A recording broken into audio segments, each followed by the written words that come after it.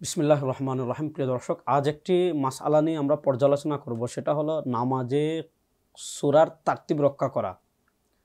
মনে করেন আপনি নামাজে দাঁড়িয়েছেন, প্রথম রাকাতে সূরা ফাতিহার পর কুল আউযু বিরাব্বিন নাস পড়ে ফেলেছেন। এখন এরপরের রাকাতে দেখা যায় আপনি তো এখন আর ওদিকে যেতে পারবেন না, এখন আপনি হয় কুল হুয়াল্লাহ পড়বেন, নাহলে ইন্না আতাইনা সূরা কাউসার পড়বেন। অর্থাৎ নামাজের এই যে তারতিব রক্ষা করা, তারতিবের বিপরীত যদি কেউ করে ফেলে তাহলে তার করণীয় কি? আমার কাছে ফাথুল কাদির রয়েছে। ফাথুল কাদির প্রথম খণ্ডের 299 পৃষ্ঠায় ইবনুল হুমাম রাহিমাহুল্লাহ মাসালা নিয়ে আলোচনা করেছেন। এটার হিসাব খুবই সহজ।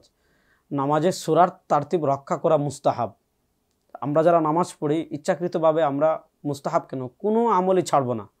এখন কেউ যদি ভুলে করে ফেলে, অর্থাৎ কেউ যদি প্রথম এই রাকাত সূরা নাস বা এই সূরা পড়ে, এদিকের সূরা পড়ে তারতিব রক্ষা না করে আগের কোনো সূরা পড়ে ফেলে, এক্ষেত্রে মাসালা হলো তার নামাজের সিজদা সহ ওয়াজিব হবে না এবং তার নামাজের কোনো সমস্যাও হবে না, তার নামাজ ভালোভাবেই হয়ে যাবে। কারণ বেশির চেয়ে বেশি সে একটা মুস্তাহাব লঙ্ঘন করেছে, আর মুস্তাহাব লঙ্ঘন করলে এটার কোনো সিজদা সহ বা এই ধরনের কিছুই আসে না। এজন্য আমরা তারতিব রক্ষা করার চেষ্টা করব, আর যদি তারতিব রক্ষা নাও করি নামাজের কোনো সমস্যা হবে না।